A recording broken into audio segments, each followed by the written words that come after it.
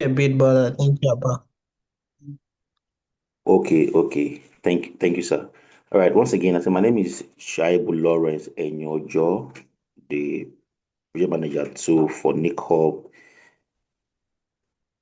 and I also say thank you for tonight's opportunity. I will be anchoring tonight's session, and we are going to start immediately.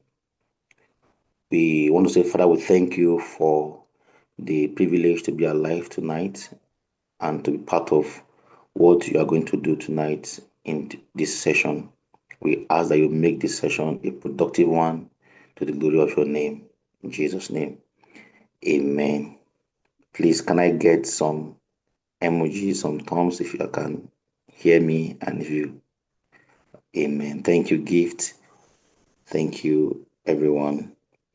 All right, so we will start immediately because, of course, one of the things you know us in this place is that we are time conscious.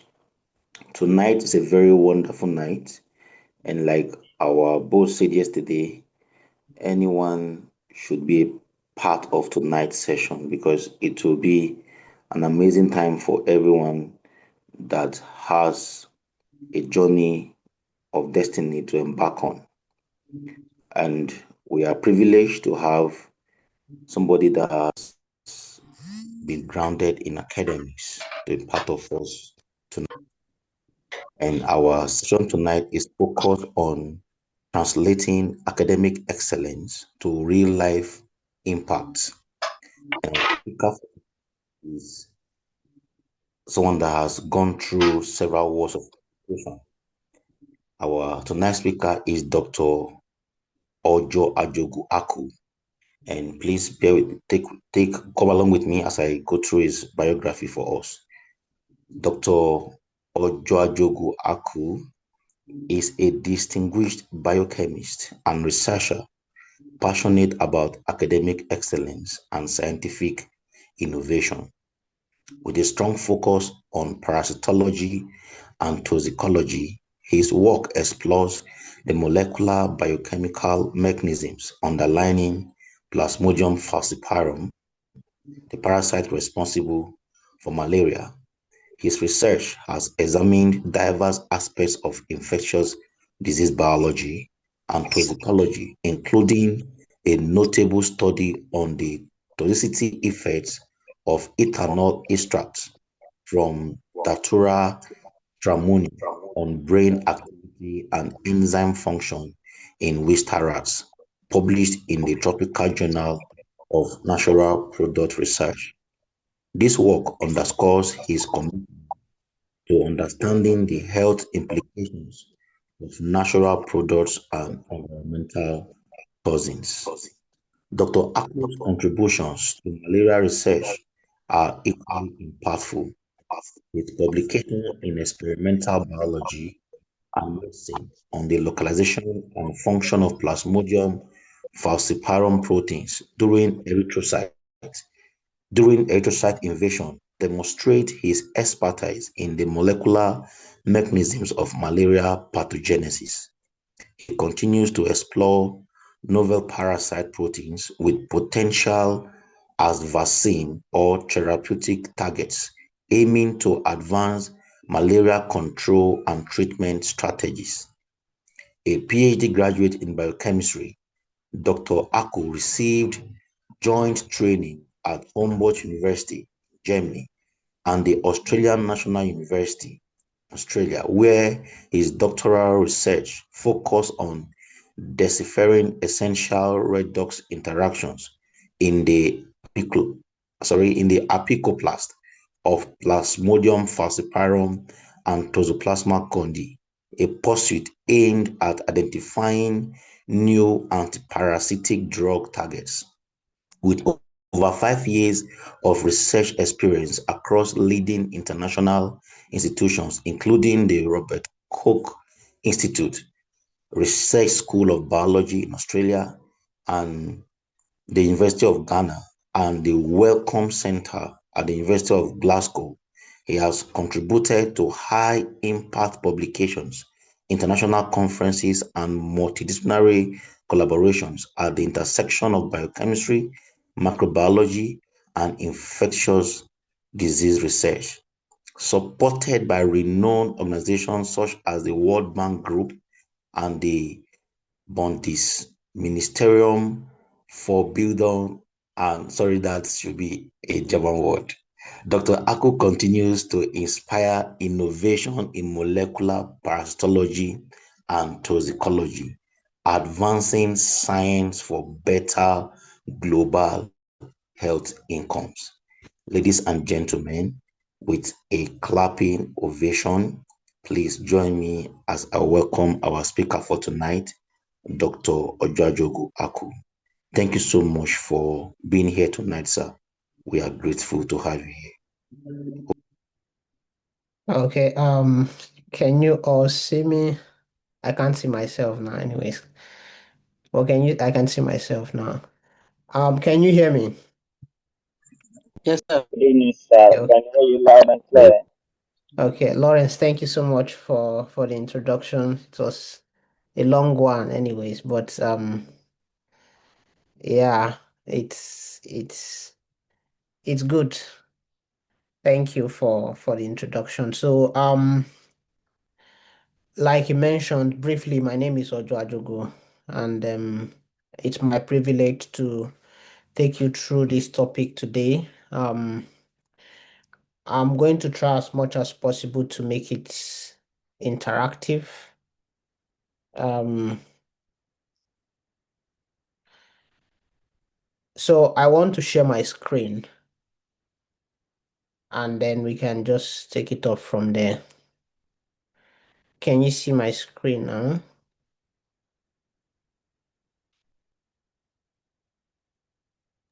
yes, sir, we can. Okay.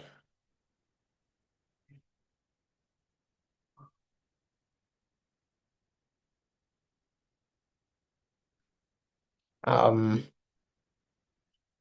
just a moment, I'm trying to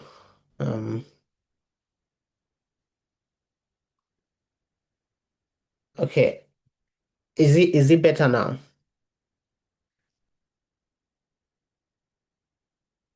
Hello, can you respond if does this look better? Yes, sir, very well. Thank you Oh, so much. okay. So very quickly, it's my privilege today to talk to you about how to translate academic excellence into real world impact. And I'm trying to make sure that at least during this conversation today, we'll make it as interactive as possible, right? So feel free to ask your question, even while I'm talking, because sometimes if you wait till the end, maybe you may have more questions, and I think that it would be better for us to just discuss and make it interactive because what we are trying to do is more about application rather than just theory and bombarding you with facts, right? So let me start with some of the things that I'm going to tell you now have already been mentioned during the introduction, but I didn't know that I were going to introduce like this, so I thought that I'll just come and then talk to you about this, but I felt like it's important that I give a background about myself. All right. So I actually started my education in Nigeria. I did biochemistry BSc, and then I went on to do MPhil in molecular and cell biology of infectious disease. And in that process is where I started looking at the biology of malaria parasite so that we can understand it and then design drugs and vaccines that can help us to treat malaria. But after that, I went on to do a PhD in biochemistry also. And like they mentioned in the introduction, it was a dual PhD, so I was doing it between two continents, in Europe and also in Australia. And all of this, I'm mentioning it because I want you to know that you build excellence, you don't inherit it. So it's about putting in the effort and of course trusting God also, but you build this kind of or any academic journey like this over time. You build it over time, and you don't. It's not just like okay, your friend or your Yeah. brother. I don't stop my class. Who they play assurance now? Reduce am for me, abeg. Can you please? I would appreciate if everybody at least if you mute yourself so that except you have question, and if before we proceed also if it's possible for example to I don't know if there is somebody that can help me to see if there's a question in the chat, or you can just raise your hand. I think if you raise your hand I'll be able to see it, right? So um who is Lawrence, you're the one coordinating today, right? Yes, I'm the one.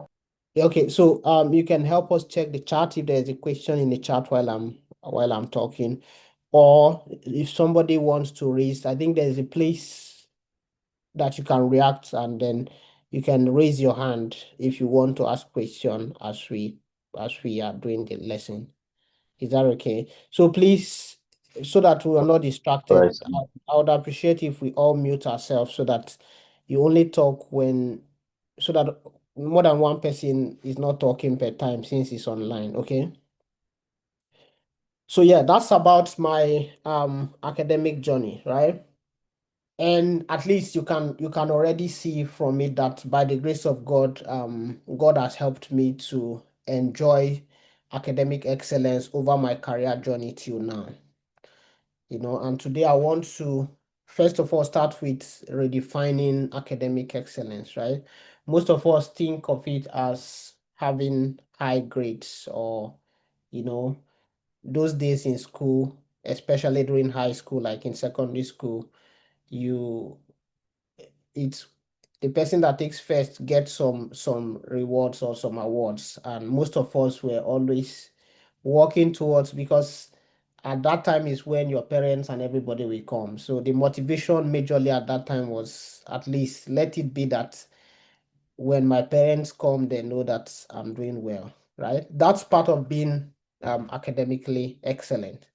But beyond that, it also means mastery. It means mastery in this sense means being able to do something very well. You know, it also means character. Character is, I like to define character as who you are when nobody is looking at you. So being academically or being very excellent also means character. It means creating value. Somebody is writing on the screen. Is that by mistake? I think there should be a bit of control. All right, are we together?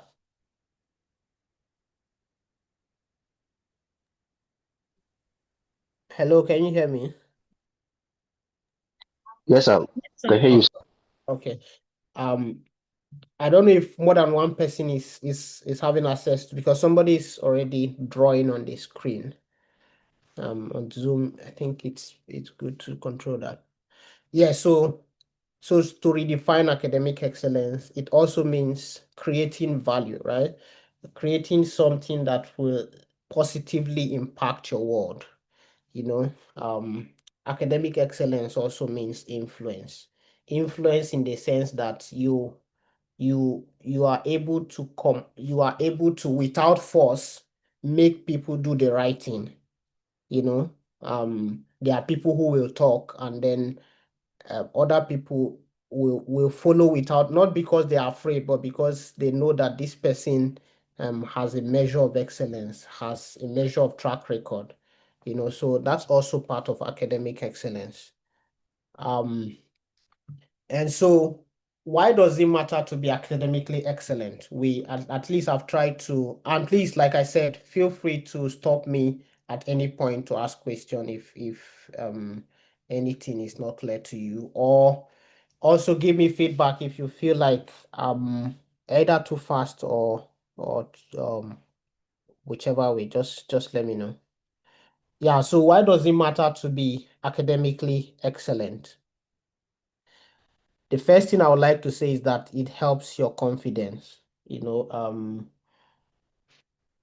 you are very excellent, it helps the way that you interact.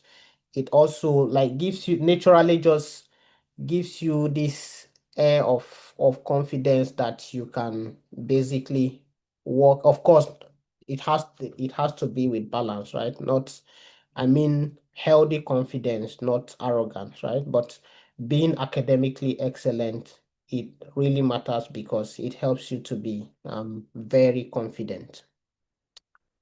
Apart from that, it gives you opportunities.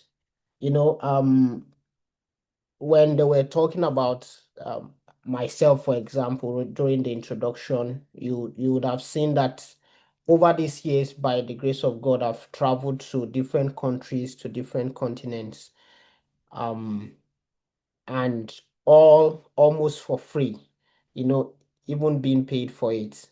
And that's also as a result of academic excellence, right? So it gives you opportunity to meet people that can. I mean, there are some people before when we were in school that you read, especially during undergraduate, you read what they have done, and most of them were not Nigerians, right? But you see that, oh, this person invented this or did this thing that is helping the world. And as you travel, as you get these opportunities, you have the chance to meet them, you have the chance to interact with them, you have the chance to see that, yes, this thing is also possible, I can do it. Because sometimes we feel that some things are difficult because we have not really had the chance to see possibility. One of the ways of seeing possibility is when you have the opportunity to meet people who are really making things happen, right? So academic excellence open doors for you. It gives you opportunities. Traveling is also part of education, right? So being academically excellent sometimes give you opportunity to travel to different places, meet different people. Apart from that, it helps you to develop critical thinking, right? There is a level of freedom that you have as you see that you are not entangled by certain, for example, you have to go to school um, in an environment where you don't have to worry about school fees, for example. You don't have to worry about your next meal. You just have to sit down and study. And that once you are able to disentangle yourself from those kind of worries, it helps you to think more critically. All right. So I think that being academically excellent also helps you to think better, helps you to think critically in that sense. Um, Apart from that, I think that academic excellence matters because it also gives you opportunity to lead people, because naturally, once you begin to take the lead academically, it's as a result of several levels of discipline, and that discipline naturally commands followership from people because a lot of us in the world struggle with one thing or the other, especially when it comes to academics. There are people who find it difficult to really settle down and study. So once you are able to imbibe disciplines that help you to be ahead academically, you naturally are able to command followership from other people. So it matters, and it's another reason why you should be academically excellent. Another reason that I think academic excellence matters is it forms a foundation for lifelong learning. So the moment you are ahead, one of the things that become your target is, there's this adage that I came across, that staying at the top is far more demanding than going to the top, right? So when you you are able to climb and then go to the top academically, the next responsibility is to ensure that you remain there. And for you to remain there, you have to imbibe the attitude of lifelong learning. Some of us during holidays is when we study more because that time you don't have any exam pressure and you focus more. You are able to even criticize the reasoning behind certain theories, and try to draft alternative hypothesis or alternative way of thinking. Um, these things do not come just if you are not doing well. So when you are ahead like that, it gives you an edge. It gives you opportunity to also begin to think, okay, if this person said this, what is the reason behind it? How can we make it better? And that's a foundation that you get from academic excellence. So, I mean, I've said a lot of things before now about academic excellence, and the next question, which is I'm gradually trying to take us beyond academic excellence now, because if you remember what we are trying to achieve today is trying to see how we can translate academic excellence into impact in the real world, right? So, and for us to think about that, I think the class is also a bit quiet. So I would like us, at least one or two people, to just um I would want to hear from you answering this question, whether academic excellence is enough, you know. If you say yes, I want to know your reason for saying yes. If you say no, and trust me, there is no right or wrong answer. Just let's have your opinion. So I would want to hear from one or two people before we continue. Is academic excellence enough?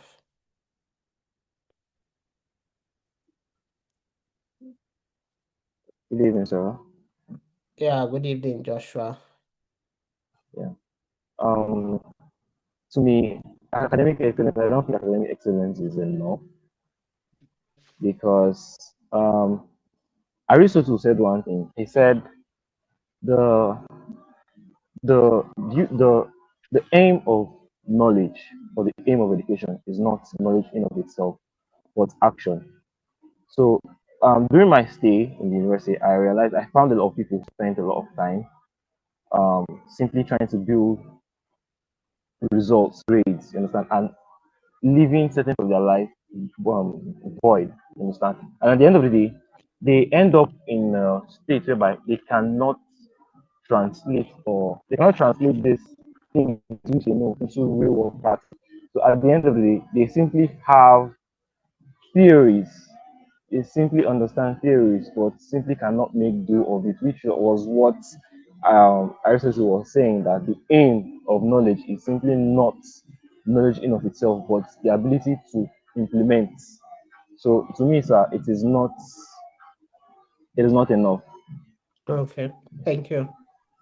I would want to know if another person can just also contribute, or of course, part of what we are doing is you are free to also challenge what he has said. You know, if you think it's enough, you also say it's enough and then give us your reason. There's no right or wrong answer. Okay.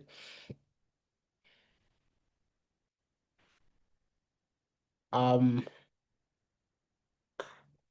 no more. I'm expecting. Okay, then we can just continue. Yeah, but thank you, Caleb. Actually, either Caleb or Joshua, right? Hello, sir. Okay, promise. Please go ahead. Yeah. For me, I would say that academic excellence is not enough because after education, like after graduation and go out to the world, you realize that you need beyond the academic excellence to relate with people around, whether you're going to take a 9 to 5 or whether you're going to start up from your phone, you realize that you need another kind of intelligence to be able to survive in the world. Yeah, thank you. Thank you so much. Yeah, like she said, I would both of them, I think of course, like I said, it's not there's no right or wrong answer, but I also agree with both of you that academic excellence is not enough. I like particularly the last point that Promise raised, and even what Joshua said too, action really matters, right? So you have to be able to move beyond theory to real action, you know. And most of us after school, you will now have to face reality, and it's a different environment. In school, for example, you are judged based on grades and all that, but then in the real world, this is not exactly the same. Of course, to balance things up, of course, before we move to the next slide, but what I want to still say is that academic excellence is important, even though it may not be enough. If there is sometimes a good number of relationship between doing well in academics and also doing well in real life. Of course, sometimes the two environments may not be the same, but if you do very well in academics and apply the same discipline, learning and taking the right steps, which I believe most of you want to do, and that's why you are here. All right. So it's good to do well in your school because that's the foundation, right? So that foundation will now give you the platform to be able to meet opportunities, like I mentioned before in the introduction, in stating that academic excellence matters. But then it is not enough, and that's what we are trying to see more tonight. So I want to introduce you to levels of success, right? The first one that I want us to look at today is academic success. If you have been through the university, you will understand that there is, especially in Nigeria, there is this grade point average system where cumulatively from your 100 level, these things accumulate, and then at the end of the day, you are graded based on what you end up with, either as first class or second class upper, second class lower, as the case may be. And that the exact number may not be on your certificate, but then the class of degree will always be on your certificate. And it is always assumed that you are academically successful if, for example, you have a certain class of degree. If you graduate with a certain class of degree, that in itself is a level of success, and that's also important.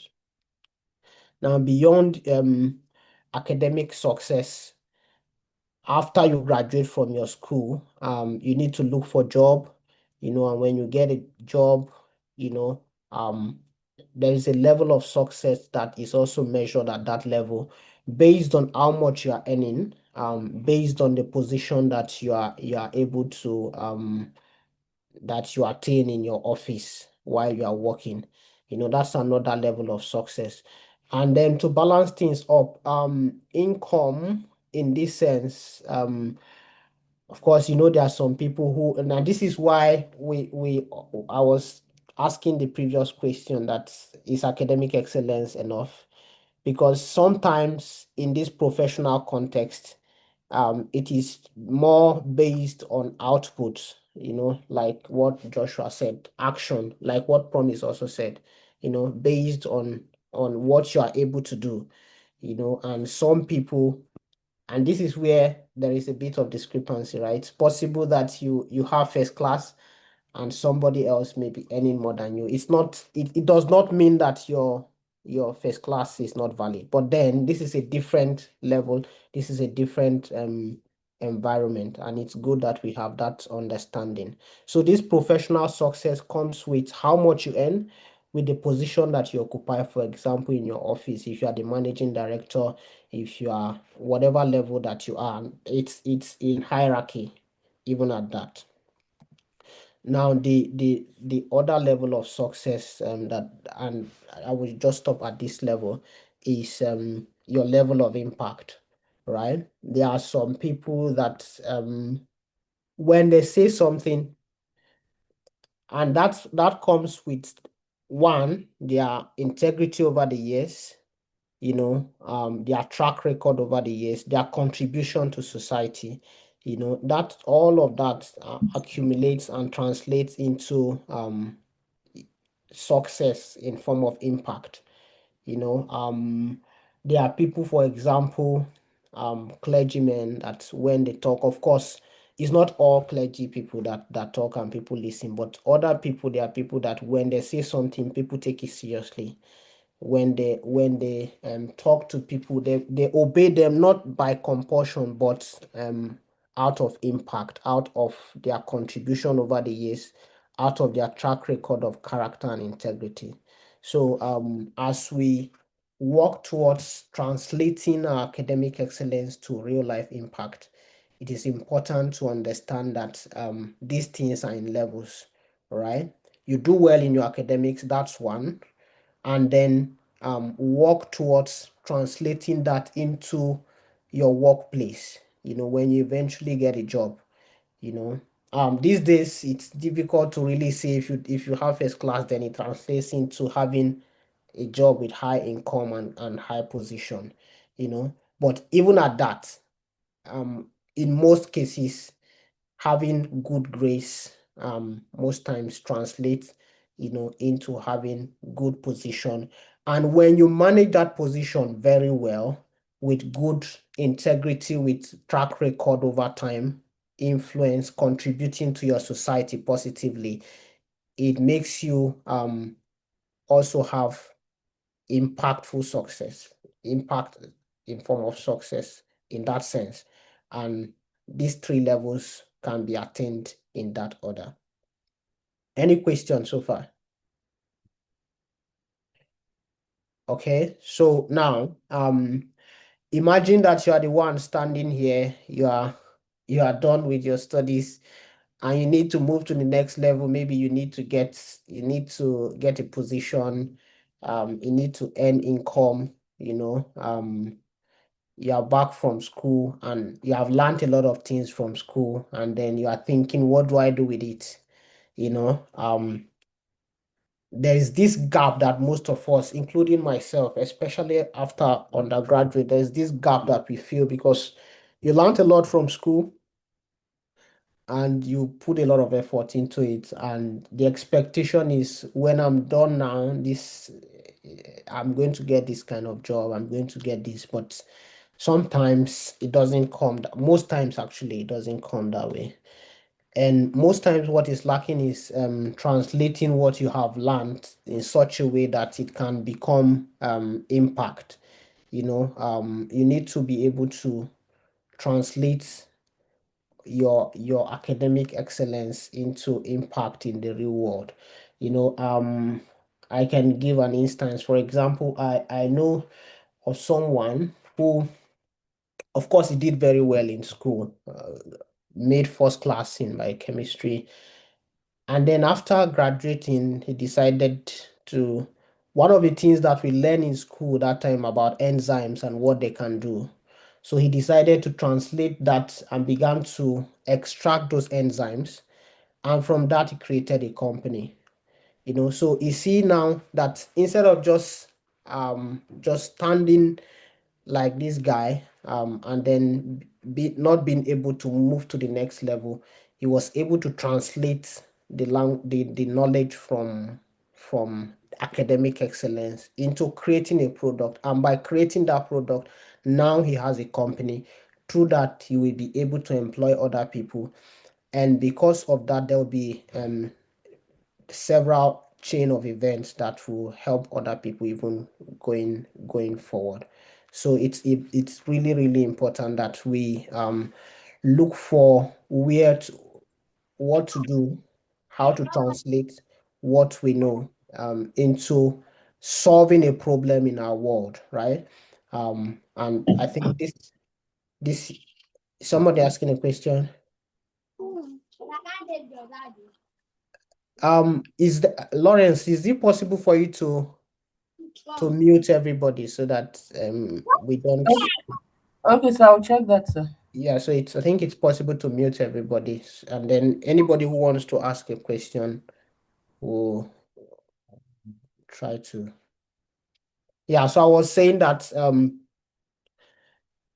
your academic excellence. Now, the story that I just mentioned, right? This person had first class, and one of the things that you also hear a lot is that school is calm and all that, but it's not actually, So the problem is looking or having using the knowledge to solve a problem, and most times it's this lack of translation that really ground us and prevent us from moving beyond the academic excellence to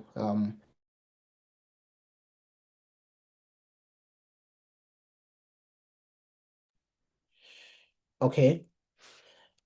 So any questions so far? I want to believe that you can still hear me, right? Loud and clear. Okay, all right. Now, so now we are talking about how we can translate what we know into real life impact now. And so I may just be shuffling between the last story that I gave, So to have to translate your knowledge into real life impact, you first of all need academic content. Even in the real life, right? Most people try to downplay the importance or the relevance of going to school sometimes, you know. But if you look at it critically, even the people that they use as example, for example, they say, oh, this person that is the richest person in the world did not have first class, or he did not go to school in the real sense of, okay, going to the university and all that. But even at that, if you check it, it's the same model, right? They look for a problem and then they try to solve. And in trying to solve that problem, you need academic content, whichever way that you look at it. Even if it's a product that you created that is maybe you are able to create something that will help people to fly without airplane, you need to be able to explain that to people. If not, you won't have people that will patronize it, you know. And so for that, you need academic content. What we learn in school, it's also about how to think, how to communicate, how to um, convince people to understand what we are trying to do. So in this translation framework, you need academic content as a major ingredient. Apart from that, you need transferable skill. What do I mean by transferable skill? It's something that you need across disciplines. You know, whether you are going to be um, whether you are going to be a teacher, whether you are going to be a driver, whether you are going to be whichever profession you may find yourself in, there are certain skills that you need. For example, you need to be able to communicate um, whatever is it that you are doing effectively. You need self-confidence. You need to be able to not be intimidated by people around you or events. You need that level of self-confidence to confront challenges, right? So these are transferable skills that you need if you must be able to translate your academic excellence into real world impact. Transferable skill can also come from writing. This day and age, it's also easy to write. And of course, if you don't know any of these skills, yeah, this is part of what I believe this growth mentorship program is about. All right. So look for any of the skills that you think you need for your own profession and try to work on it. All right. Now, as we mentioned this sometimes you may just feel like charged up to go and oh no, now I have to begin to write and post, right? It's good to have that kind of thought and work towards taking action. But before then, I will also urge that you first of all learn how to do it well, because sometimes this is where the frustration comes, that this is what you're supposed to do, but you did not take time to learn how to do it very well. And in real world, when you bring out a product, people don't most times just look at you and say, oh, you tried. If it's something that is supposed to help people, if it doesn't come out as expected, you're likely going to get backlashes. And if you don't have, which is also one of the transferable skills you need resilience, because sometimes you face challenges. Sometimes you do something and it doesn't come out as expected. You need to be resilient to say, oh, I did this wrong. I need to go back to the drawing board to try again. All right. It's part of the transferable skill that you need across board, across profession, whichever area you are going to be in. You need that never give up spirit, that you tell yourself, okay, yes, this did not work, but this will not be the last time that I will try it, in the Now use scripture. me, now use you. Somebody asking a question. Okay, so in the scriptures, he says that to him that is joined to the living, there is hope. So long as you still have breath under your nostrils, um, there is still hope.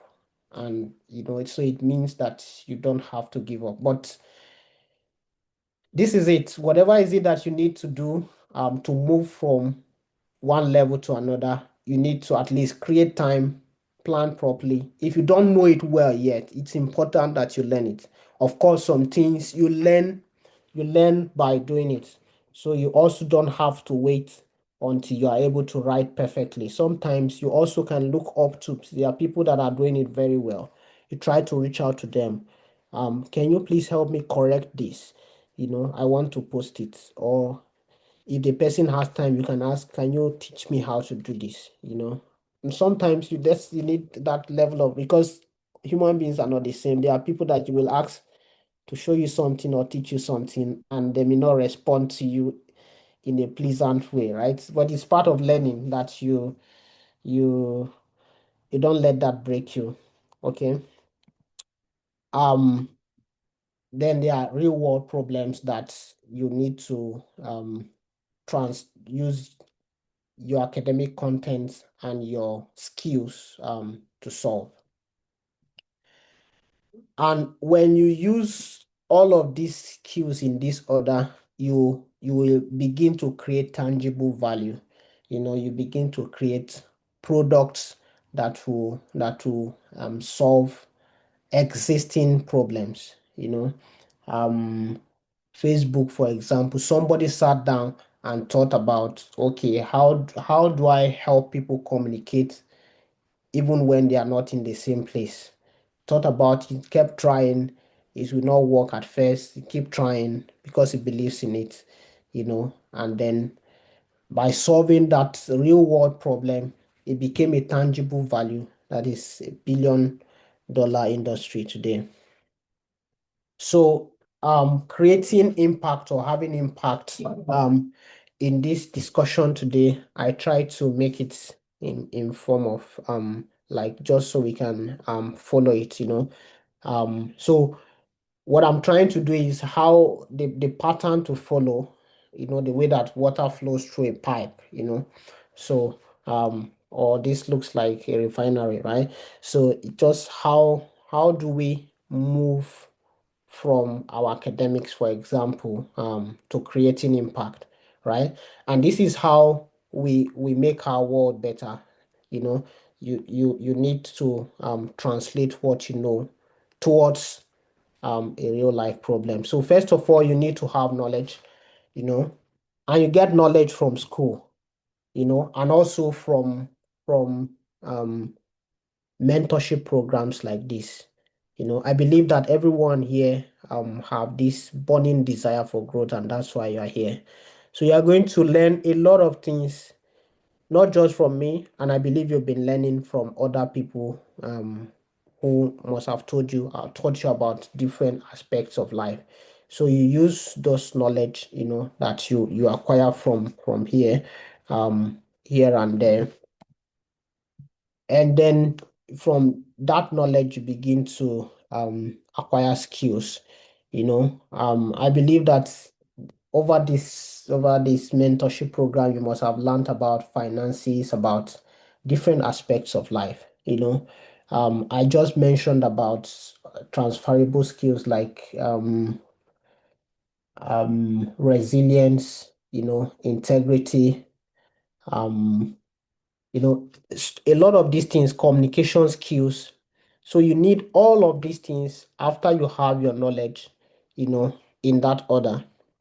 And then from this skill, you begin to apply it towards solving a problem to create a solution. Right. So, I mean, I'm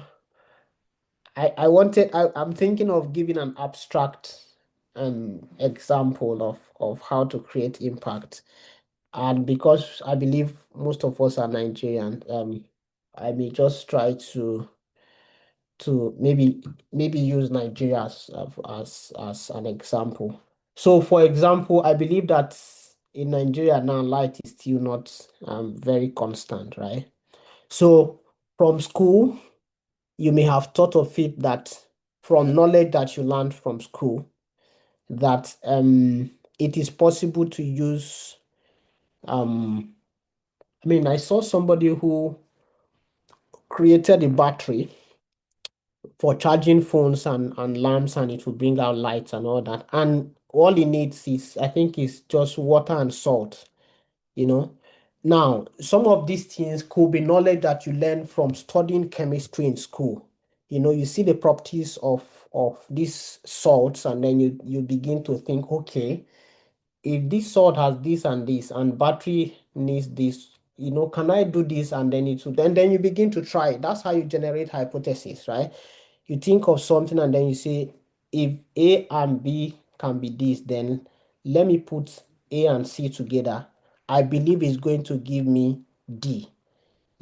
That's your hypothesis. Then you test it. If it gives you D, then you're already forming a body of knowledge that, okay, A and B will give D. Then you begin to find out the reason why A and B is giving you D.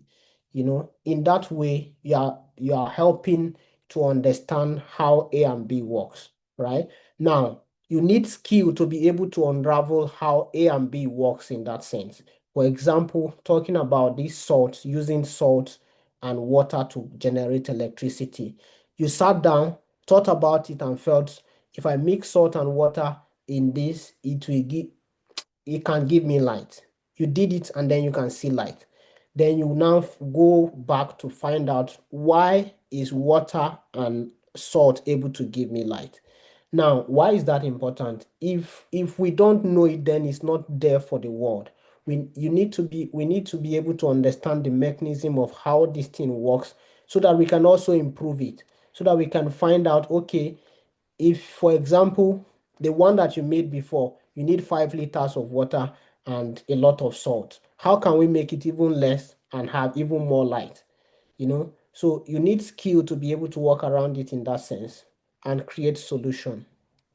And then as you create solution, you gain influence. In the world now, there are few people that when they talk, in Nigeria, for example, Dangote, anytime he comes out to say something, people take it seriously because he's driving a lot of solution in Nigeria.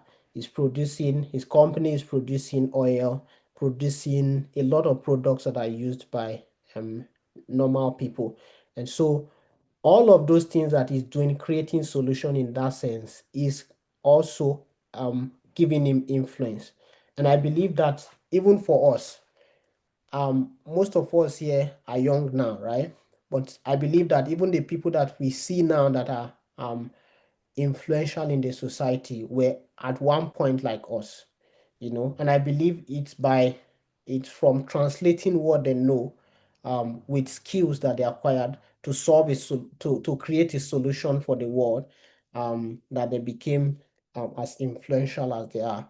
And I believe that we that are in this class today, if we translate what we know into solving a problem in the real world, we can also have influence, positive influence. Of course, there are other people that if you hear about them, world leaders that are known for things that are not good.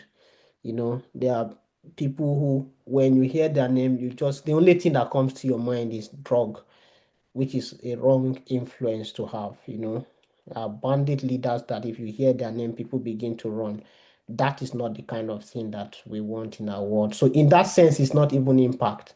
It's on the other side, which is negative. All right. Any questions so far? Or Okay. I can. Okay, Sorry, please go ahead. can I just ask? Please go ahead. You've been talking about creating solution, and I think you're coming from science. I can understand as a science student, but how about people who are not science students, maybe arts, accounting? How can they translate their skill, their knowledge into solution? Yeah, thank you so much. I think it's a very good observation. And yeah, I was a bit biased towards science, which, as you rightly mentioned, my background is science, so that's why. Yes, but it's not only restricted to science. It cuts across. If you are in arts, there are several things that people are doing now. In management, for example, you look at how, you see this HR, how to hire people, and you see that there's a problem with maybe how they automatically generate emails, to reach out to people. And sometimes you see that some of those things have errors, right? So things like that you can think of, okay, how can we even in Nigeria, it's even something that, of course, if we have a system that works, you know, you can create a solution that will help um, state governments to automatically know people that are supposed to be working, because in most states the budget is over bloated because they have a lot of ghost workers in the system. As art students, you can create a system, policies, and basically that's what is supposed to drive a society that really works, right? We need ideas, we need things that will create societal impact. Some of those things are driven by people who also study art, or subjects like of course, accounting, you use that in banks and in managing money, right? But sociology, for example, you learn about human behavior, and by creating a train of thought, you can help drive a particular way of thinking that will take people from the bad way of thinking, especially in a country like Nigeria. The mindset generally is skewed towards a particular direction that always points us towards corruption. It's possible that somebody in the arts who studies, for example, sociology, understands human behavior, understands how to tweak human behavior or condition human behavior to be in a certain way that is positive. Through that, you can create a system that helps the society to be better. And trust me, most times without that, science will not even work. All right. So it's not that science is the best. All of us are important, you know. And so we need a system, because without that good system, you won't even be able to do your science well, and everybody will be in problem. We need people who, for example, understands public administration, to see how offices should be, how civil service should be. Most times you see people come to work, especially in Nigeria, they come to work and then they are gisting outside, nothing to do, because there is no system in place to make sure that these things. So you can identify things like this, and then given the platform, given the right environment, you'll be able to now implement it, and then it will help to drive productivity, and the productivity will not just be because it's art, it will help both art and science, because if we have a working system, the people who want to do something in science can do it, and then there can be, even science cannot work well without people in art, when you have, for example, you see Facebook is majorly based on tech, right? Like IT, But when it was after developing it, he needed people in art who can manage the system, because for example, you will need to pay people salary. You need somebody that will be able to do that, right? In a system like that, if you don't have a proper way of paying people salary, you can have somebody in the system who will take money that is meant for other people, and you'll not be able to detect it. And if you're not able to solve that kind of thing, even though your tech idea is superb, it will not be able to move forward, because the system that you need both art, knowledge from both art and science to work well is not there. All right. So it's not just a science thing, it's all over. All right. Yeah, So yes. thank you so much, sir. Someone asked, my question is, as a graduate of peace and conflict resolution, how can you practice your discipline and make it productive? Okay, so you studied them. What is it again? Peace Peace and and what? conflict resolution. Yes, peace and conflict resolution. Yeah, I mean, that's an interesting area of study. Well, peace and conflict resolution is as a discipline, or maybe in law, I think There they is a do course in law. under, I think, yeah, under HATS. Okay, it's under art. Okay, yeah, of course it's art. But I'm just trying to get perspective, whether as a lawyer or maybe that's what you studied So as a there's a course called Peace and Conflict Resolution. It's not a law. It's not okay, under law. It's just on its interesting. own. Yeah, so yeah, but even from the name, right? It's already something that, but of course the challenge is having a platform where you can be able to practice this, right?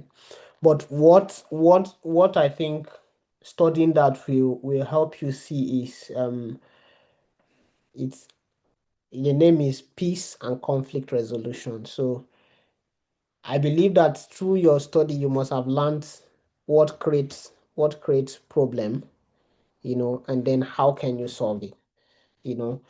So if you are in Nigeria, for example, um, there are a lot of conflicts, a lot of quarrels here and there, a lot of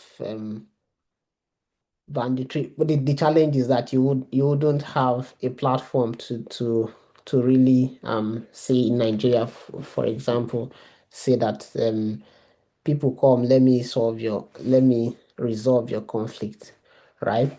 But I think that you can model through character, and then people can come to you and you'll be able to resolve their conflicts.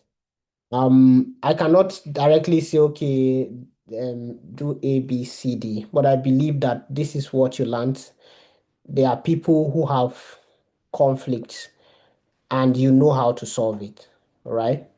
So it's about just translating that knowledge, the skill you have learned in communicating with people on how to move away from trouble and have peace.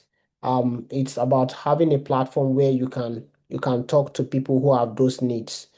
And as you talk to them about it, you are creating a solution, right?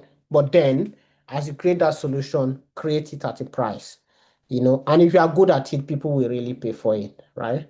So it doesn't matter your discipline. It just look for a problem that what you have learned can solve, and then begin to deploy yourself. Sometimes you need to still hone your skills. You need to still learn how to do it better, all right? So that when people come to you for the first time, they will still come again. Is that okay? But I can't say that if you are in this discipline, then this is what you need to do.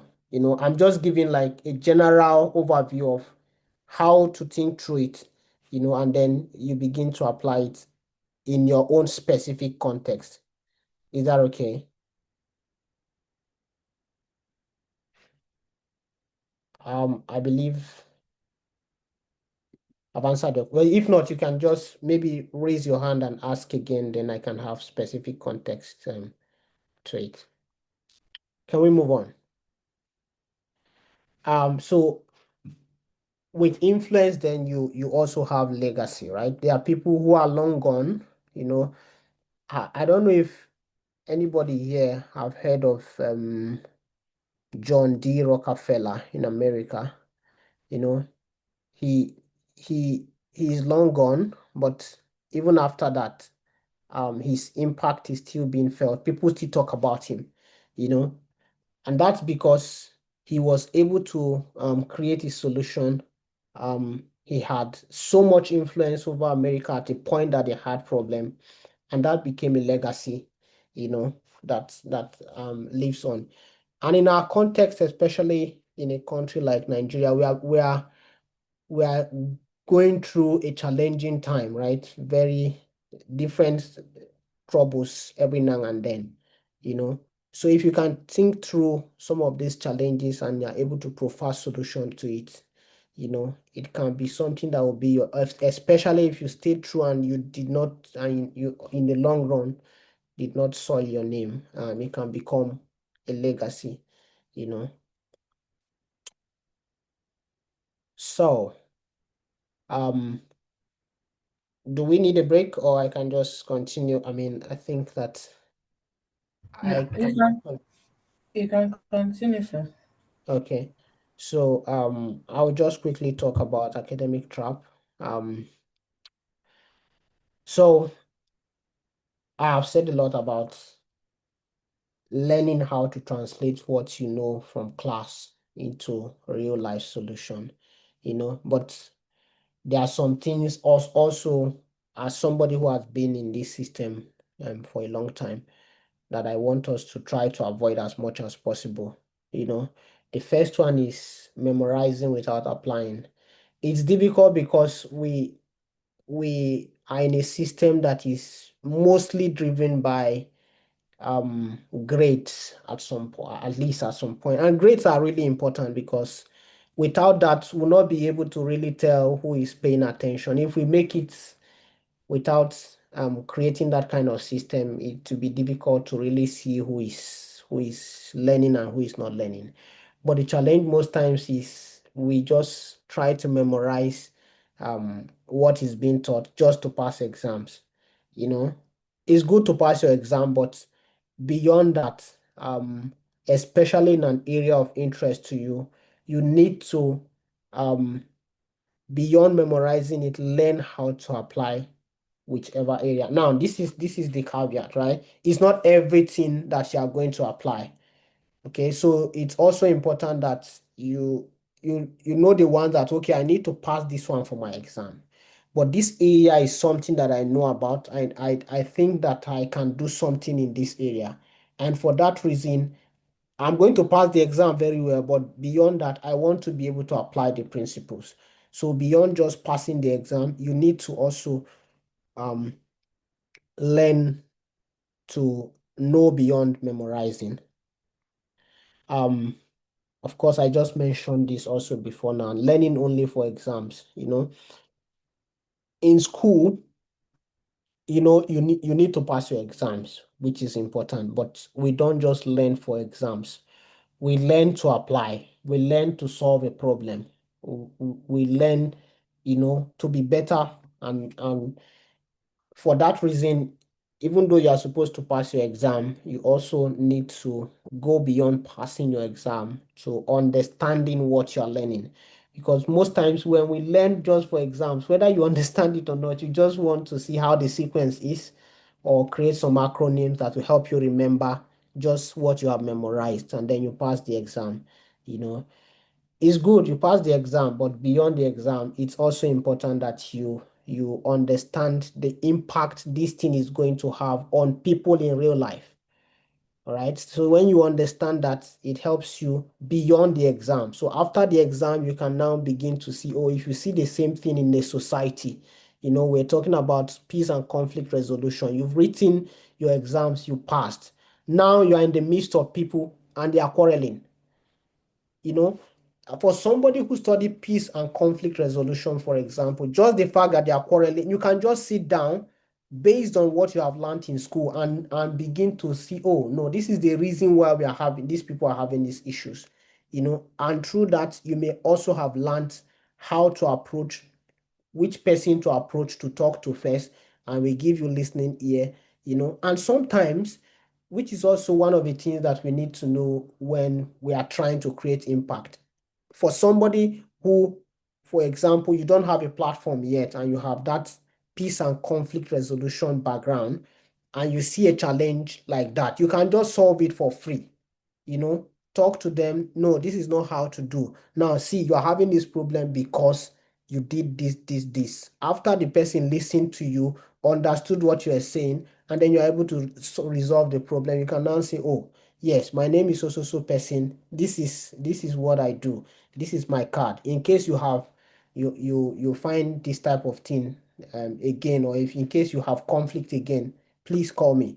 And when they call you that time, you can begin to talk of your fee. So in the first place, you have solved the problem. They see your value already, and then they will now call you. But if you just learn for exam, if you just learn to have first class, you will have first class. But then you will see real life problem and you will not be able to recognize it. Or you see a real life problem and you may not have the confidence to walk up to it and try to solve. So it's important that we don't just learn to pass our exams, but learn for. So the other thing that I want to talk about as a trap that we should try to avoid is waiting for perfect opportunities. The truth is, if you wait for perfect opportunities, you may never get it. Sometimes you have to be on the move. In fact, almost all the time, virtually everybody that I know that is making wave in life, they did not wait for perfect opportunities. They always on the move. They try something, it didn't work, then they try another one. And the fact that you keep trying like that without giving up, eventually, you will hit the mark. So while we do our best in academics, you also don't have to wait for perfect opportunities, because the truth is those opportunities are really, there's no time that everything will just be 100% perfect. You just have to. You know, there's a quote that I saw in one, on one of the professors that I've worked with before. He said, "No excuses, just get it done." So you don't have to wait for perfect opportunities because they rarely exist. You have to always try to be on the go. You see opportunity, you try it.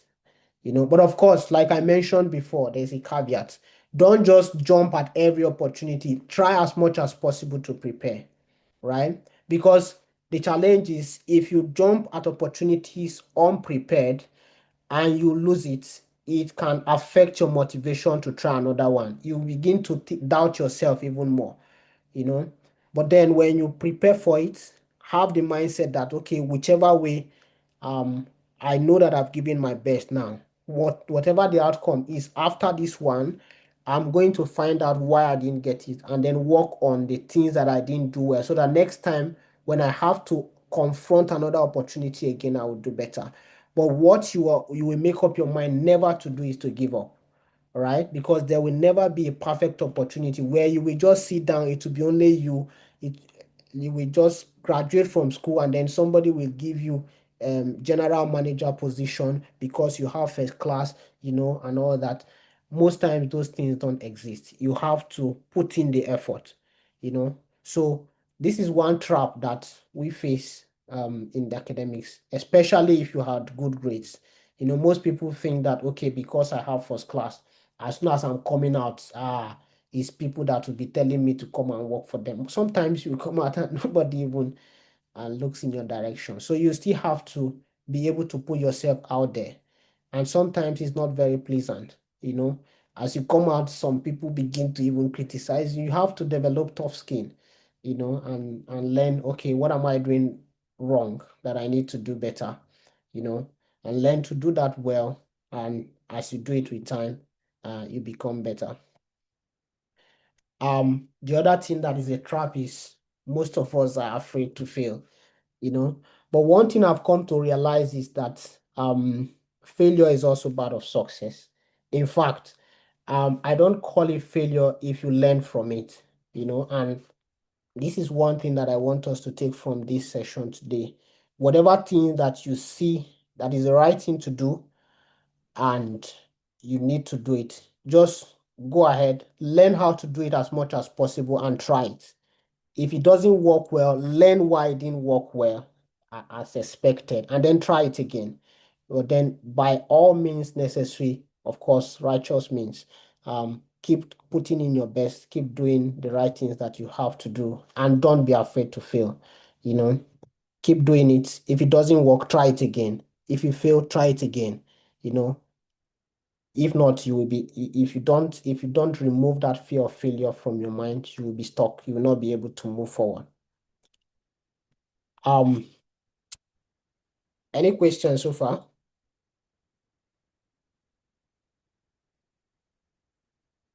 Anyone in the chat? Any question in the chat? Okay, all right. So it said There's, continue. there's no question in the chat, sir. You Okay, can okay. continue, sir.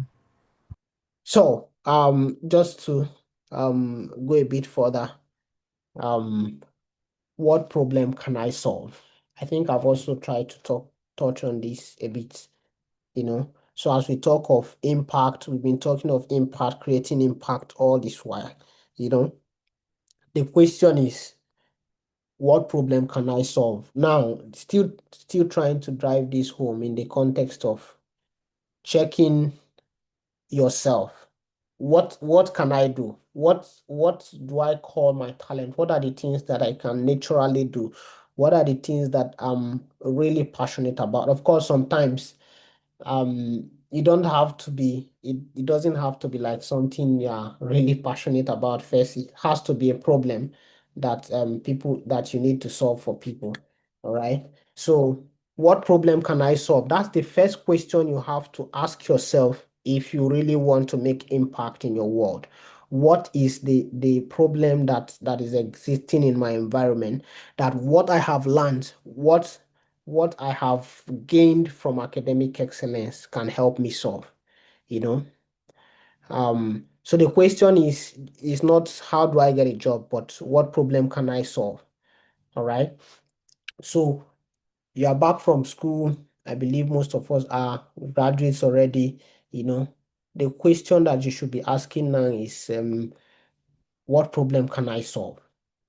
Because when you are driven by this solving a problem, eventually you will be paid for solving a problem. But if your goal is just to get a job, you may not really um, have the right motivation because I mean there are so many jobs.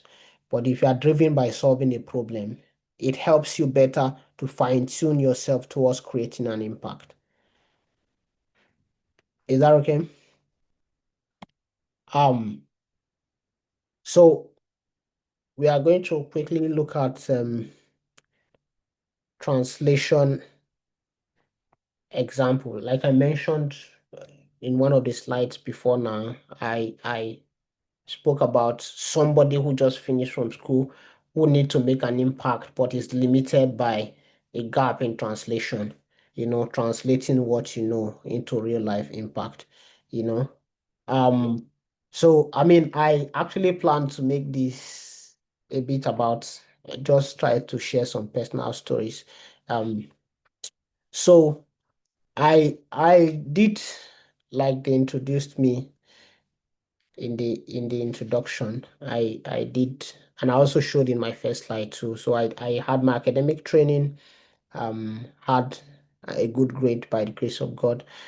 And then I had to train that, I had to translate that into, in biochemistry, you learn about the human system, right? How our body is able to break down food, you know, and so these things are a bit connected. Our body also, there are some parasites that come into our body, and when they come into our body, they also feed on us and feed on the food that we also eat.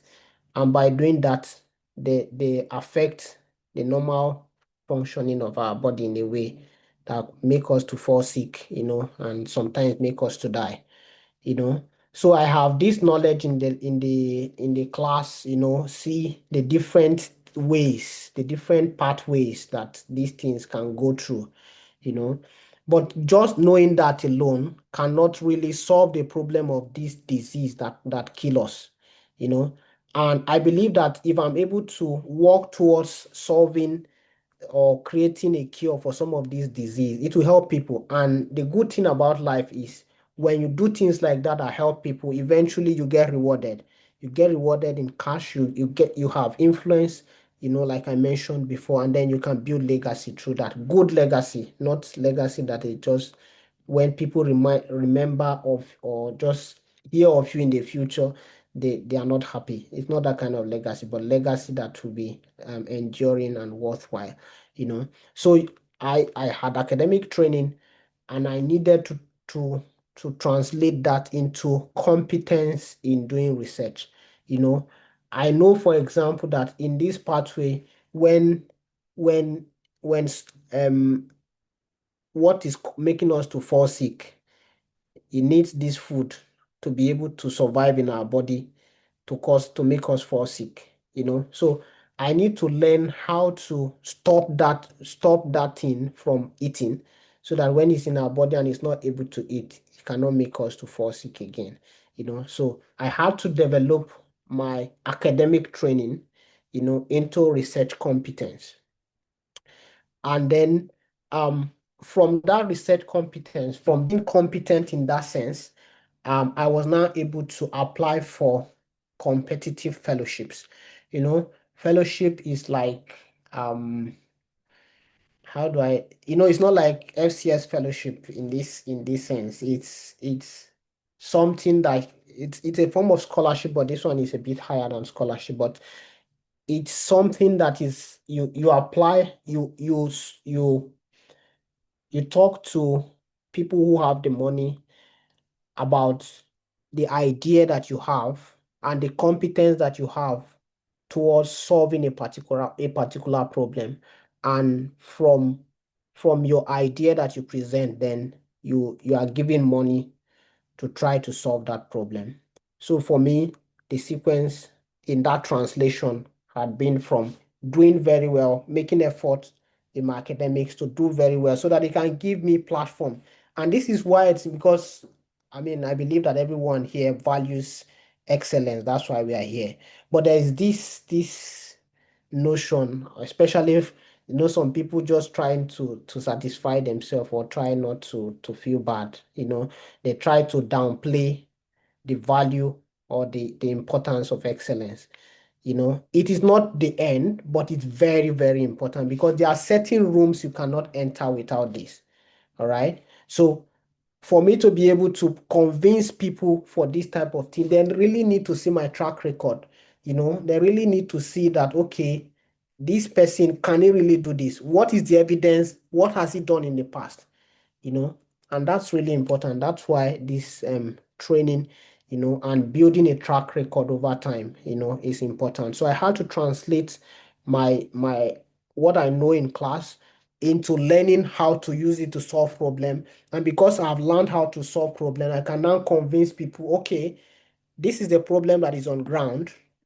I know how to do it, and I need resources to do it. Then you get resources, right? And when you get resources, you apply that, and then you're able to solve problem. If you solve a little problem and they see that, oh, they can now trust you with more, and then you can solve more problem. And as you solve more problem, your influence begins to increase, you know, and it continues. So in my own personal example, I was able to translate my academic training into competence in doing research, and that helped me to get fellowships, you know, and from gaining fellowship for my MPhil, for my PhD, and all of that.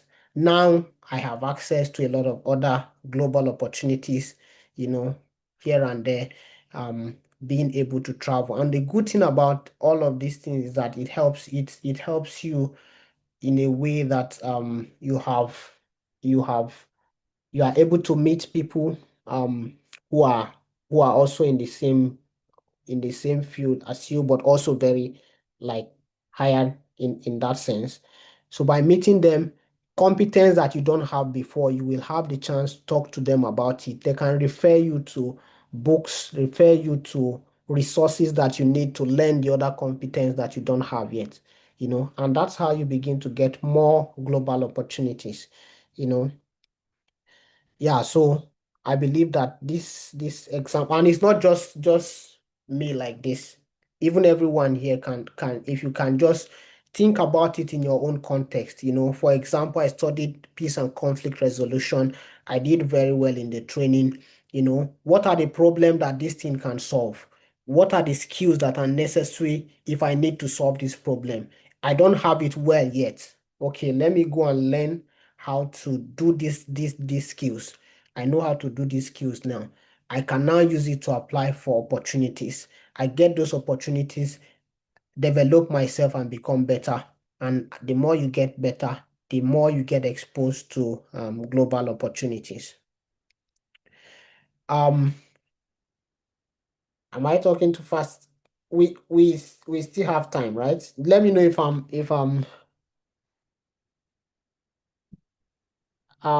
Lawrence, do we still have, I think we still have time. Yeah, yeah, we still have about 30 minutes, sir. Oh, okay. So I'll just We try can, to, yeah, for also for questions and answers. yes. So I'll just try to be quick with the remaining ones so we can have one or two questions.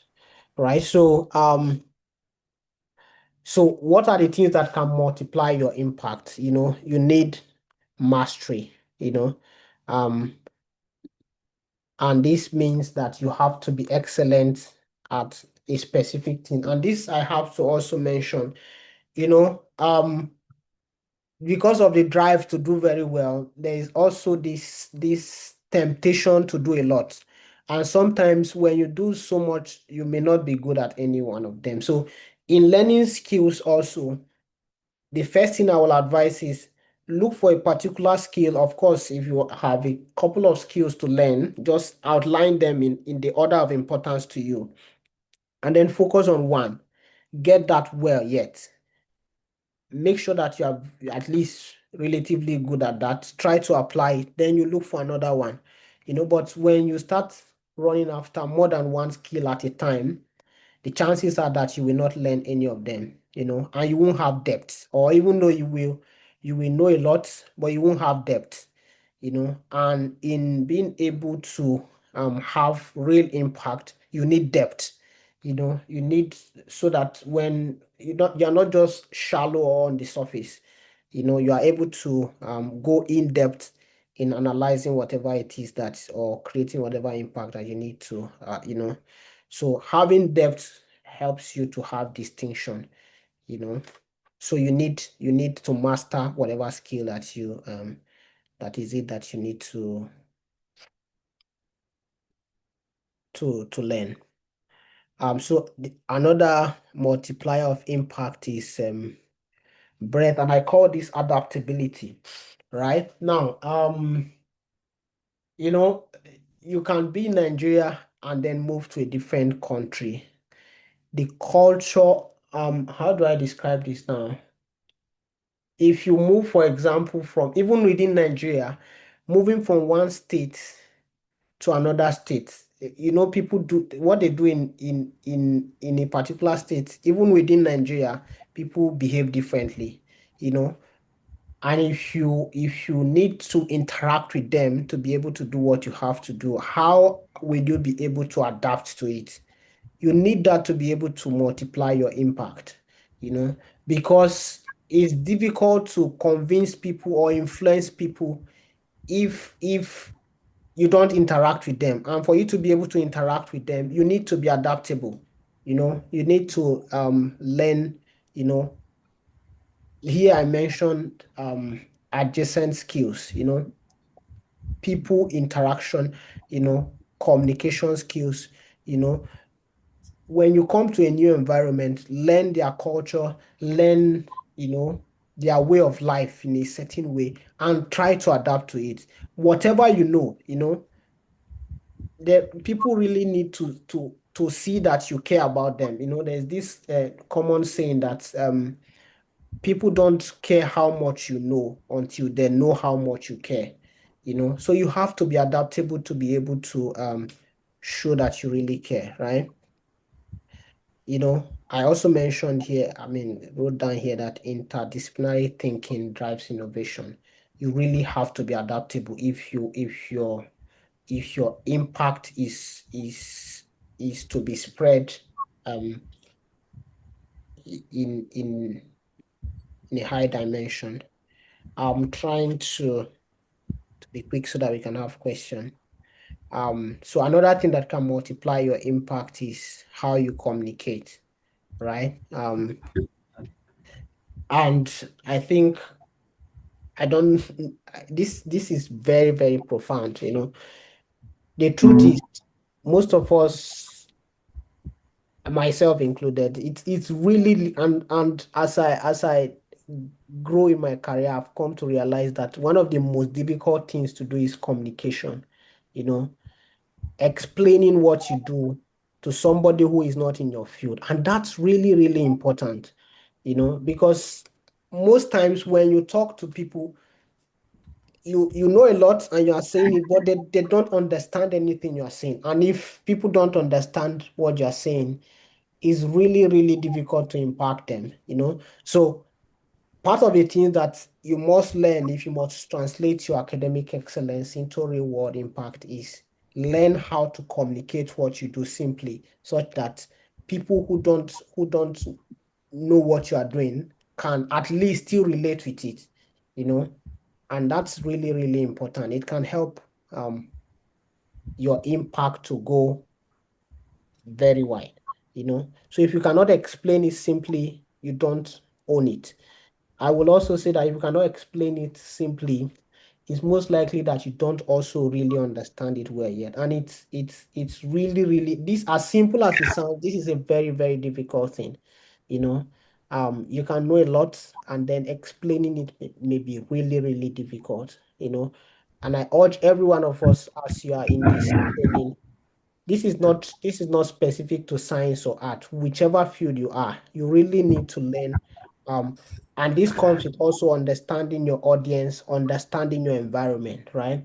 If you are in the midst of people who are in the same discipline, it's easier to say certain things and they will understand. But if you move to a different context, and I was talking about adaptability the other time. So adaptability means that I'm in the midst of scientists, I'm able to talk to them. If I move to the midst of people who are not um, into science at all, I'm also able to adapt to that environment and also communicate the same thing. Not in the exact same word, but the end goal of making them understand what I'm doing will also be achieved, you know. And of course, I will also, if you must multiply your impact, you learn to write, speak, and present clearly. Um, you know, if you go on LinkedIn, I believe most of you, as part of this exercise, also have been on LinkedIn a couple of times. You see how people write. You know, one, as you communicate effectively on those platforms. I mentioned LinkedIn because it's a professional platform. Of course, other people write on Facebook. Of course, all those other social media platforms. There are other things that are happening there that kind of blur the impact of writing. Most people on Facebook, or if what you're writing is too long, some people don't read it anymore. If except you do video and then people, but on LinkedIn, for example, at least people write. um, and when you communicate effectively, it helps your impact. You know, people begin to engage with what you are saying or begin to relate, and they begin to see also your thought pattern. So for you to really be able to translate or multiply your impact, you need to learn how to write, speak, and present clearly. And this is also important to mention that don't just rush to do it. On LinkedIn, you see a lot of people post about different level of success, which is good, right? You can learn from it, but don't just do it because other people are doing it.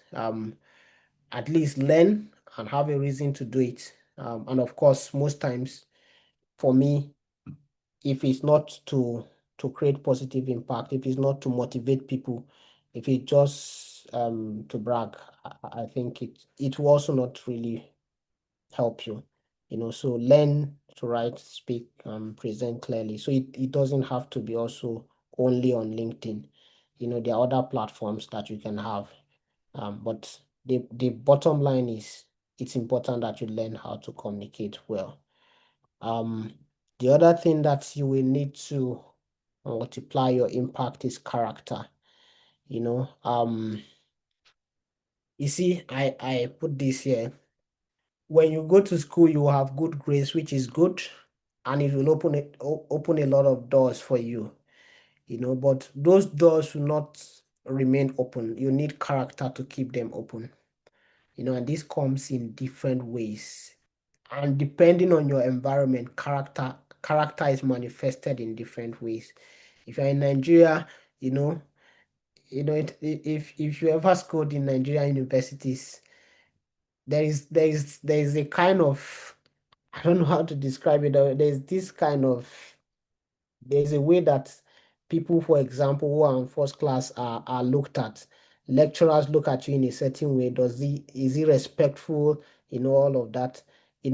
Of course, in Europe, for example, other parts of the world, those things are not really, even though they're important, but of course, nobody will fail you because you did not grade them. You just have to know what you are doing and do it very well, right? But then, if you are up there, it's important that your character also, that you maintain a good character. There are people, and I believe most of you must have seen it in the news, who were very good in their different professions, and then people know them, but because of one simple character flaw, a lot of the years that they have spent doing those things and gaining those influence and having all this impact can just go down the drain just like that, just because of one character flaw. You know, that's why I urge every one of us today. I know that everyone here at one point or the other, if you will apply what you are learning from this mentorship program, greatness is ahead of you. But then also have it at the back of your mind that your character is much more important, you know. So it's really, really, because there are also brands that wouldn't want to relate with you if your character is not good, because it rubs off on them too. So the issue of character is very, very important. And as we rise, we need to have that at the back of our mind, right? Character is very important. There's different areas. We have little time now, right? But there are different areas of character, different ways that you can exhibit character that we can look at. But I mean, in the interest of time, I believe that at least the general name of character everybody understands. And irrespective of your field, it's important that you have good character, you have integrity. So on the things that can help us multiply impact, I will also mention strategic positioning. All right. And I wrote this equation here. So it's good that you have a right skill, but your right skill needs to be at the right place at the right time. Then that gives you a leverage, right? It's good that you have the right things that can, for example, help you to make impact. But if you are not well positioned, if you are not at the right place at the right time, some of the opportunities that you need, you may not be able to access them, right? So being at the right place at the right time with the right skill, it's not just important that you're at the right place at the right time. If you are there and you don't have the right skills, you may never have the chance to come to such places again, because this is the challenge with missing those kind of first opportunities, the chances are that, oh, in the first place, they did not even, looking at you, they may not even believe in you first. But you now prepared yourself before meeting them. And then the first time that they see you, and then they see that you delivered well, then they give you more opportunities. And in that opportunity, of course, the goal will be that you do your best to make sure that you even do better. But even if you don't do as best as expected, the fact that you did well the first time can still give you another opportunity that you can still try to do better. And so what I want to urge us, especially on this issue of strategic positioning, is a lot of us are looking for opportunities now. A lot of us are looking for a way to impact our world positively. But now that we don't seem to have that visibility yet, let's do our best to work on our skills. What are the things that I need now? I may not be that big yet, but this is my building phase. I need to spend time working on these skills because opportunity can come at any time. And the worst thing that can happen to you is to have opportunity and you are not prepared for it.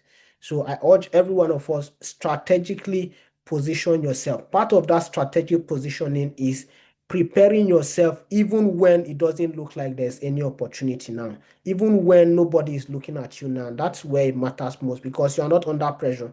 But if you don't prepare well and then you have an opportunity, the chances that you will not do well is very, very high. And if you don't do well, one, it will begin to affect your self-confidence. It will affect other opportunities that may come your way again. So it's important that we strategically work to position ourselves.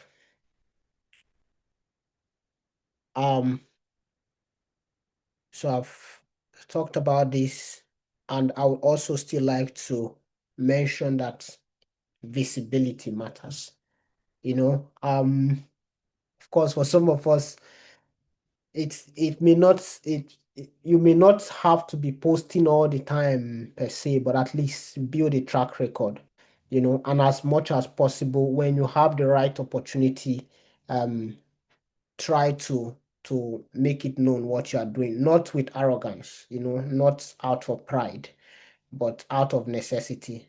If people don't know what you are doing, even though it's a good thing, if you don't have visibility, it will be really difficult to create impact. So it's important as much as possible to learn how to be visible.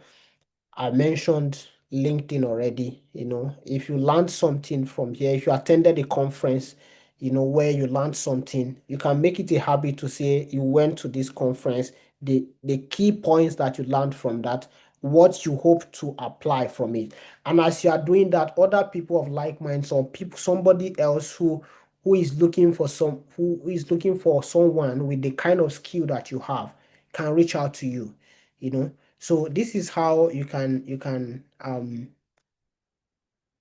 try to put yourself out there and try to be visible because it's really, really important. I just mentioned about documenting your journey now. These days there are people who come out to contest for elections in a country like Nigeria, for example, and you can't even find their classmates or the school that they attended and all those kind of things. I mean, it's good that's just an aside, but I think documenting your journey would I believe that if those people, for example, if they went to school, if they had documented their journey, maybe it would be easy to trace some things, but that's on a lighter note. Generally, it's important that you document your journey. You finished from your BSc, um, posting about it in an educative and constructive way, and in this day and age of social media, right?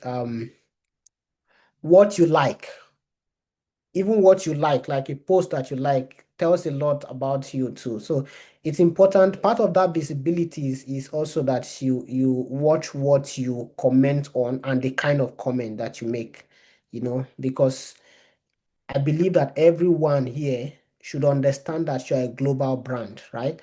and what you do online count, especially in this day and age. So it's important that as we as we think of it in this sense, we realize that we are a global brand and what I post matters. If you have that consciousness at the back of your mind, you will not just post anyhow. You will try to check to make sure that your spellings are correct, because these are little things that you have written a very long sentence. Probably you did not take time to still go over it to see what you have written. A lot of typos, and then somebody who is reading is not able to follow. Even though you will say on your CV that you have first class, it already begins to raise that. Which kind of first class is this that you have written something online and cannot follow what you have written? The T is, of course, there can be mistake, but if it's consistent, and at least do your best to make sure that you don't make at least avoidable mistakes like that, especially for something that will be online or as you try to create visibility. All right. But it's also important that you document your journey. You go for a conference, you attend events like this, you can just make a post about it, what you learned, what you are going to apply from it, and that way it will help you to be visible. Of course, I see this also on Nicholas's page on LinkedIn a lot of times. Insights, you studied something about conflict resolution. You can pick. I mean, yeah, maybe it's because somebody asked it. So everything I've been saying today, my example just shifted from even biochemistry now to conflict resolution. But I hope everybody is getting it. So you studied conflict resolution in school. You don't seem to get a job now, but you can just sit down once in a while and begin to pick concepts in conflict resolution and post about them. Not just post about them in the context that it was mentioned in your class, but in the context of what it can solve in the contemporary society that you are in. For example, you are in Nigeria, there is a conflict that you have seen, and then you begin to talk about it, but using your knowledge of what you learned from conflict resolution. As you are talking about it with that professional understanding, and with the way that you present your post that way, with the insight that you present, people begin to engage. That's how you also create visibility that other people can, oh, this person knows, this person has solution, and then they can reach out to you, and that way you can begin to have opportunity to solve more problem. It's also good that you have professional presence. Professional presence means that on your LinkedIn, for example, let people at least be able to see, I mean, this also is not a lot of people do it, but I think it's important, right? So your class, I mean, the schools that you attended, all those kind of profiles can be there.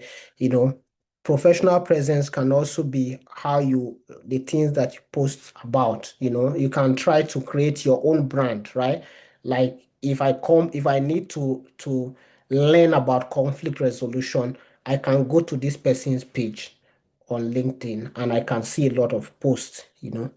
And from that also, I can refer somebody who needs similar thing to you, and I won't be able to do that if you're not online out there. There are a lot of people on this platform now that I don't know personally, but um through this platform you're able to communicate. But if you are online too, and then I'm able to see what you post regularly, even though I may not have met you in person, um what you write, your professional presence can give me a lot of confidence to try to reach out to you. um so I'll just try to be quick so that we can have few questions and then close early enough.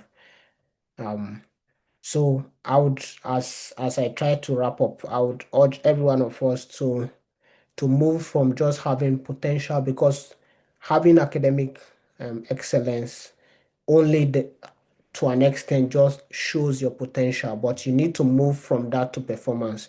You need to move from excellence to impact. You need to make your knowledge visible and valuable. I think at this point I would like to just have one or two, or maybe I think we are supposed to close by 10, but I think No, we not really, sir. Thank you so much, sir, for the impactful session. We really appreciate. One of the things that stood out for me was when you said you are a global brand and whatever you do online counts.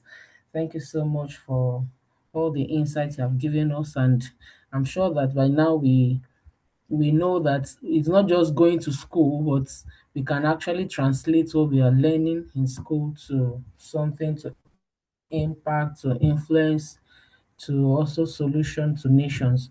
Thank you so much, sir, and God bless you. So I would like to have us give feedbacks from the students, from the participants. If you have questions or feedback, what you heard something stood out for you, you can just um, talk. But before then, let's give a clapping ovation to Dr. Ojo Ajogo.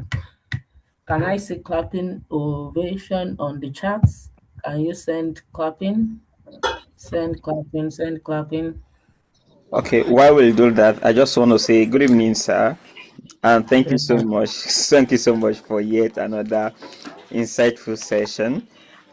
We are grateful, and this has been a lot of insights for us and recommendations, especially for some of us that are just kicking off our life into the career world. Thank you for making it look that making us to understand that grades are not just fancy things you have on papers, and that it can be translated into real life impact, because you personally have embodied it, and you've mentioned of how good grades have opened doors for you. Thank you so much. We are grateful. God bless you, sir. Thank you. Thank you, sir. Nice to have you join us tonight. Sorry, Yeah.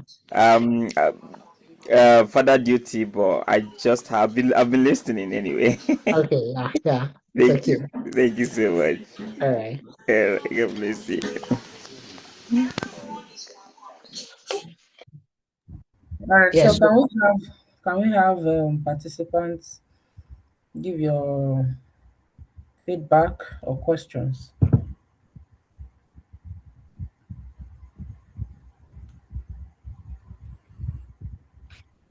I Um. have a question though. I have a question though. Okay. Please go ahead.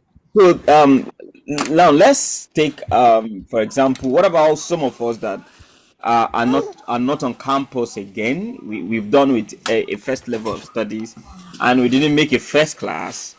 For some who we already know that you are not on track to making a first class, um, do you think there's still any chance for us to still translate the knowledge you've had into making meaningful impact? And if there are, what are some, in summary, I know you've said a lot, in summary, what are some of the ways we can reposition ourselves really?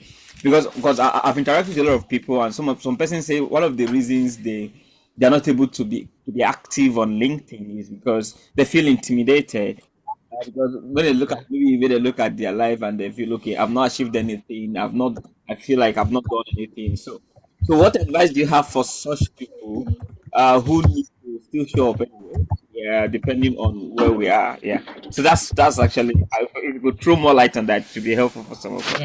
Yeah. Thank you. I think yeah. I mean, I think maybe I got carried away and I was not really creating a balance. The truth is, first class, like we've been saying, is it's first of all like a grade. Of course, it's a good grade, but that's not the end of it.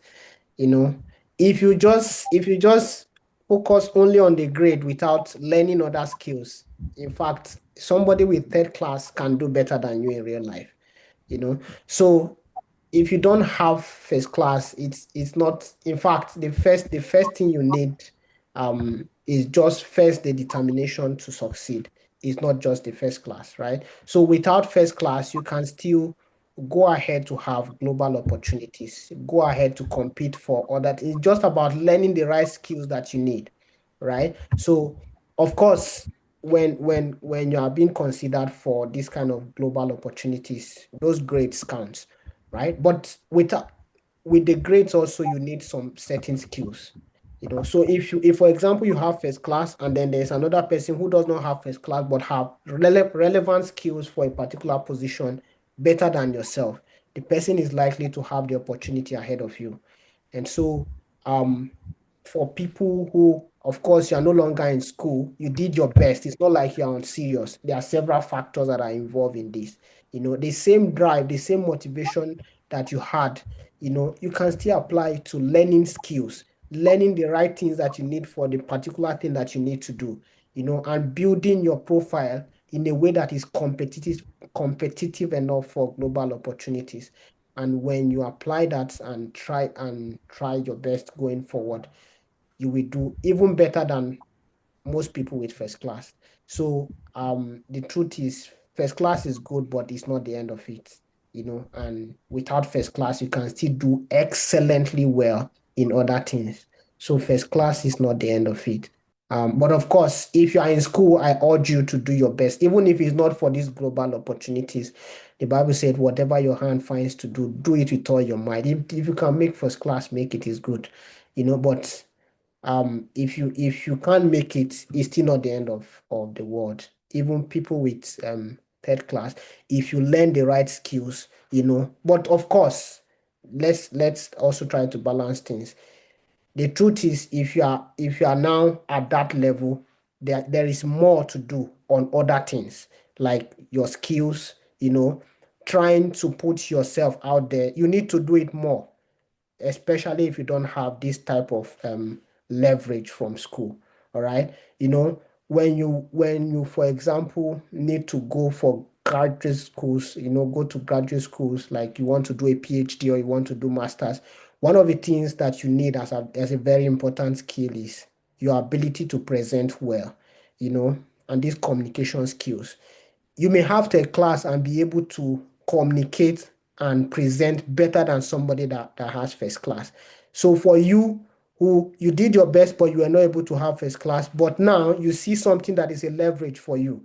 Now you are no longer in school. You cannot go back to spend another 4 years, but you know that you can work on your communication skills. You have a very good leverage in that area. Work on it now that you're not in school, so that you can use that to leverage the other deficiencies that you have. But by all means, do your best. You don't have to give up even if you don't have first class. And you also don't have to relent because you have first class, because that's the balance. It does not mean that once you have first class, you begin to solve problem. No, you need to be able to sit down, look inward, and apply it very well. It does not also mean that people with 2-2 or 2-1 may not. It's possible that both of you can come for the same opportunity and they will do better than you. It all boils down to the other things that you need to put in place: your skills, your visibility, how you present yourself. And then to comment on what you said about LinkedIn, it's true. I mean, it's sometimes I feel some of the things that is posted, some of the details, for me, I feel some are not, especially when somebody graduated and then began to give details just to prove that I did very well.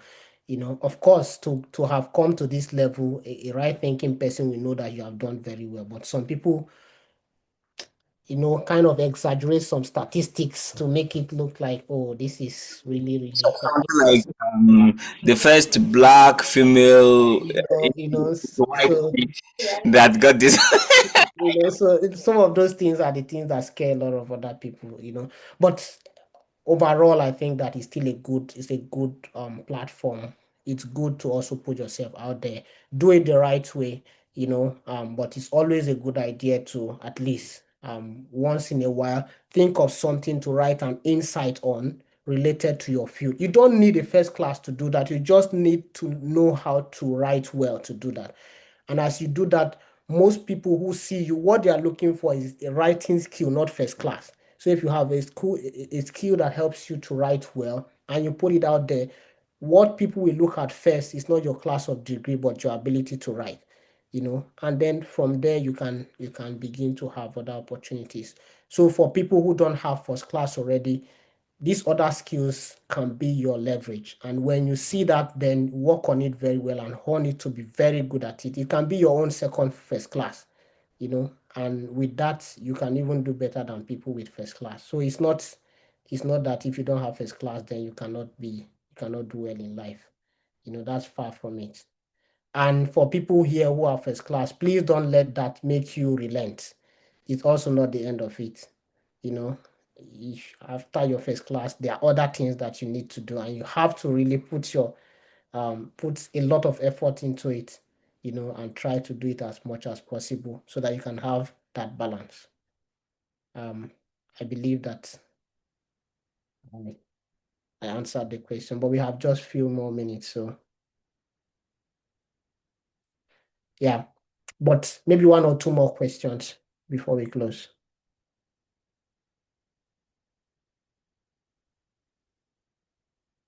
Okay. Somebody just Usman, global PhD opportunity. Yes. So yeah. I mean, of course, I have so much to tell you about something like this. One, it depends on your discipline, right?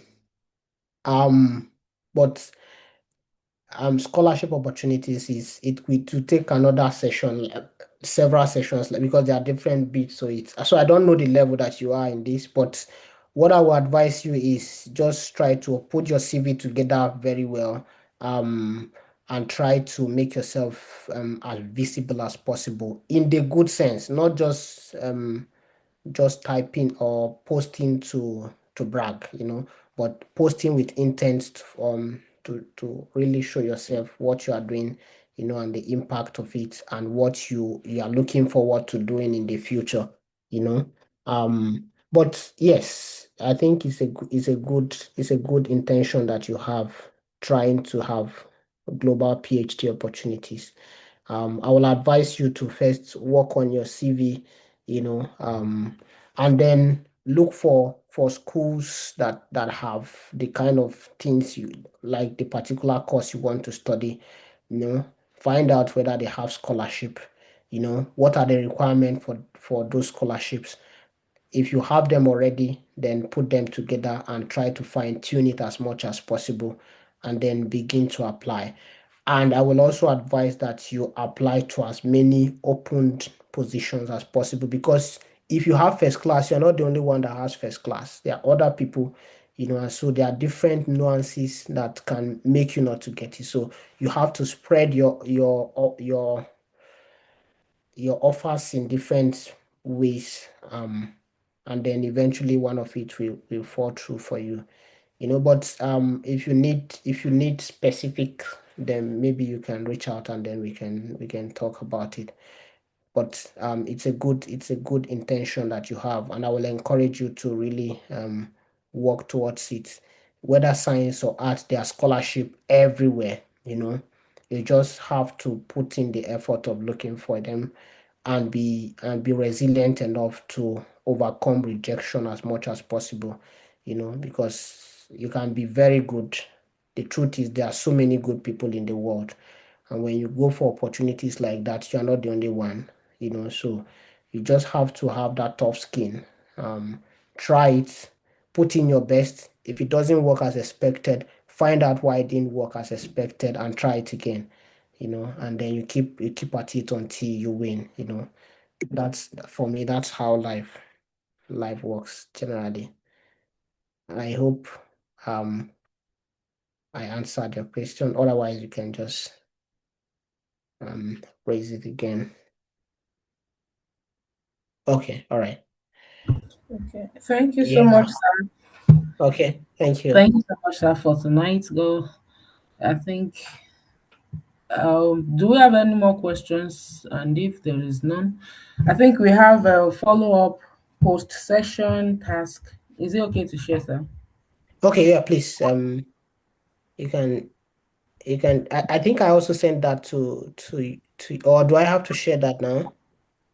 Okay, let me see if I can share. Can everybody see my screen now? Yeah, I need to stop. I need to stop first. Okay, so you can share now. What Okay. about the possession tax? Yeah, so I don't know whether I'm supposed to. No. We just share with that on the group, so that we. Okay, all right. Yeah, so we just share with that on the group, and if there is anyone that requires feedback, do you have the permission to reach out to you? I know you are busy, but we are Oliver Twist asking for more. Yeah, of course. I'll try my best to create time for people who want to. Okay. Of course, and just to also thank you. I really like this idea of trying to groom people like this, and for everyone, it may be kind of free in a sense, but please take this very seriously. It's life changing. Most times, people don't really take things like this seriously because somehow it looks like it's free, but if I had this opportunity early enough, maybe I would have been higher. So please, for everyone who is making this effort, please make it count, right? It's a lot of effort, I know, but this is also a life-changing opportunity, you know.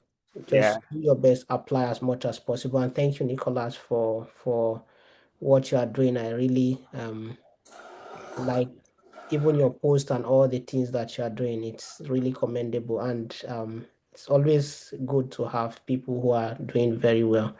I like what you do, and for everyone at Nick Hub, thank you for all you do, trying to make our world a better place, and making sure that people at least find purpose early enough and pursue it. And for everyone, please, you can see that you would have used this time for something else, but you are here. So make sure that you apply what you have learned, and make sure that at least there is something to show for all of this effort. Thank you so much.